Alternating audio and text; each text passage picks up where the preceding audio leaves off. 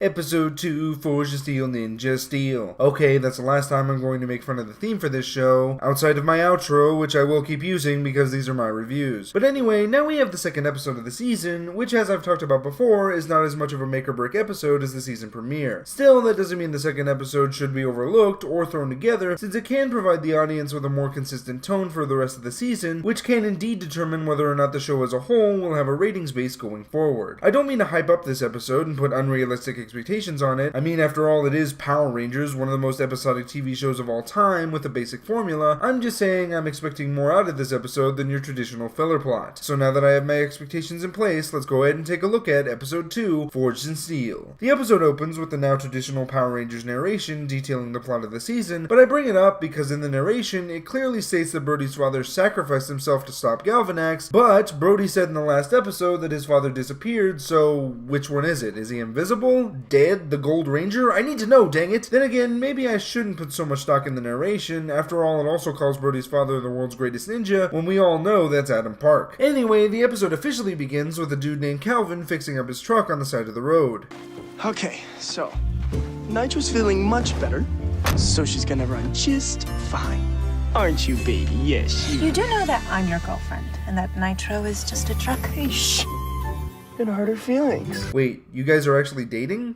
That's cool. Maybe now we'll get a romantic subplot that doesn't revolve around the tired will they won't they trope. Anyway, before the couple can drive off, debris from Galvanax's ship falls in the middle of the road. The teens quickly inspect the junk before deciding to move it off the road, but one of the trash pieces kicked by Calvin turns out to be Mick, who yells at Calvin for kicking him. However, his tune changes when he sees the humans are afraid of him, so he decides to introduce himself as the head mechanic on board the ship where Galaxy Warriors is filmed. Shockingly, Calvin and Haley have no idea what Mick's talking about, so Mick tells them that he, Redbot, and Brody just escaped the ship, leading to a hilarious moment where Mick thinks the humans know Brody just because he's from Earth. It's a pretty funny scene. Calvin asks why they left the ship, so Mick says the crew was escaping monsters, at which point a group of Kudabots arrive on the scene ready to capture Mick. In true hero fashion, Calvin and Haley choose to protect Mick by fighting the monsters, and after taking down a few, the three drive off to safety. On the ship, Galvanax yells at Madame Odious, asking how three human teenagers were able to instantly pull out power stars from the prism after he's been trying for a decade, and when she can't answer him, their conversation is broken up by Ripcon, who comes in explaining what happened to his Kudabots. Galvanax then goes into the arena, making a deal with the monsters inside, saying that if any of them can destroy the Power Rangers, they'll become a Galaxy Warriors champion like him. Cut to the high school, where Calvin and Haley pull into the shop class garage in hopes of hiding Mick from the monsters. Inside, Mick is mistaken by the school's principal Hastings as the new shop teacher before Victor Vincent introduces himself as Mick's top student, but as he tries to impress Mick with his new paint job, the paint spray system explodes in him and Monty's faces. We then cut to Brody's old home, where the three Rangers can't seem to find Brody's brother Aiden, which puts the Red Ranger in a state of despair. Sarah reassures Brody that if Aiden is half as resourceful as he is, that means he's okay, before Preston chimes in that they need to find the Ninja Steel before Galvanax shows up. Brody then leads the group into his dad's workshop, where he starts digging up a box that was used as part of his ninja training. Preston also happens to find an old truck that belonged to Brody's father before asking how the master found the Ninja Steel. Leaving the digging to Redbot, Brody again exposits how his dad found the prism, with the added detail that he was melting down the Ninja Steel into his own throwing stars. After the trip down memory lane, Redbot finds the buried box, but inside there's only a picture of Brody's family holding a trophy. Sarah recognizes the trophy as the one that Victor Vincent tried to brag about in the last episode, so Brody takes that as a clue left by Aiden that the Ninja Steel is inside the trophy at the high school, which seems like a pretty big leap in logic since we still don't know where Aiden is. I mean, is he a student at the high school? Did he already graduate? Is he the Gold Ranger? I need to know, dang it! Redbot then finds a buzzcam, meaning that Galvanax has been spying on them this whole time, and sends down a monster called Ripper Rat to get the trophy from the high school. After destroying the buzzcam, Brody is contacted by Mick, and after telling him where the Ninja Steel is, Mick says that he's at the high school, so Calvin and Haley go to grab it, while the Rangers go off to meet them. Unfortunately, Mick and company run into Ripper Rat, who immediately attacks Mick, and though Calvin and Haley try to fight the monster, they're soon knocked down as well. Ripper Rat then gets ready to finish Mick after destroying his datacom, but the prism shows up as a Deus Ex Machina, knocking Ripper Rat into the bushes. Seeing that the power stars inside the prism are glowing, Mick instructs Calvin and Haley to pull out the stars instead of trying for himself, I guess because he's been on this show before and knows that he can't actually be a ranger outside of a dream sequence. The prism flies off after the stars are pulled out, at which point the other rangers arrive on the scene, and after introductions, the team gets ready to fight Ripper Rat. It's here that we get our first official morphing sequence, which the teens somehow know despite it not being how they morphed previously, but I guess always waiting for your opponent to make the first move is potentially dangerous. As the team takes on Ripper Rat, Haley figures out that their morphers double as weapons, even though she's completely new to this stuff, but hey, it gives them a way to strike down Ripper Rat before Brody delivers the killing blow with the team's sign-off.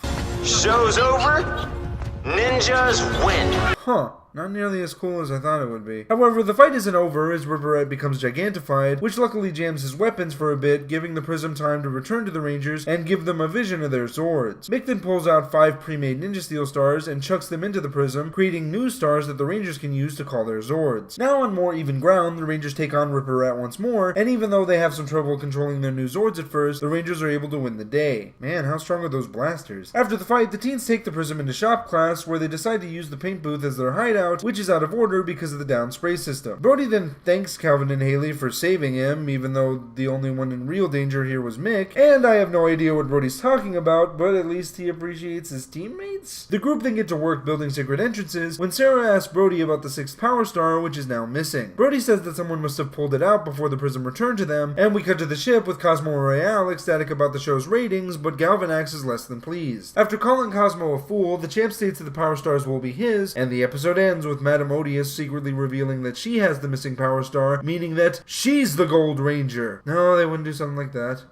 Would they? I need to know, dang it! This episode is yet another decent entry into the season, being the one where the main 5 Rangers come together as a team. Coupled with the last episode, I'm really impressed with the amount of effort put into making this a fully realized world with its own mythology. Granted, there's not as much story in this episode compared to the last one, but there's more here than I was expecting, giving the show its own unique flavor. There's so much mystery surrounding both the Prism and the Power Stars that I wonder if any of the questions that I have will be answered going forward. The main one being how Madame Odious was able to get her hands on the Gold Star, even though Mick said that the Prism was actively stopping Galvanax from getting one of the stars because it saw him as a threat to the universe. But I get the feeling that we won't actually get into that until we introduce the Gold Ranger, which won't happen for some time. But I'm also curious as to what Galvanax will do if he finds out Madame Odious is keeping the star from him, which could definitely happen much sooner. We also get the introductions of Calvin and Haley, who not only are dating right out the gate, but also have really good chemistry together, especially when they're paired with Mick with dialogue exchanges that provide some really funny moments throughout the episode. And really, it's that chemistry that made me realize how much of a dislike I have for Brody so far in this show. I'm not exactly sure if it's a writing issue, a directing issue, or an acting issue, but something about him is just not clicking for me. To be honest, he sounds closer to Troy and Jaden than he does Tyler. Am I crazy for making that comparison? Probably, but you can tell me in the comments. However, I will give him a break when it comes to the sign-off, which I have a hard time believing anyone could make sound good, mostly because it's pretty generic. I mean, seriously, they couldn't come up with anything better like, "This fight is finished," or "Ninja Steel strikes down another."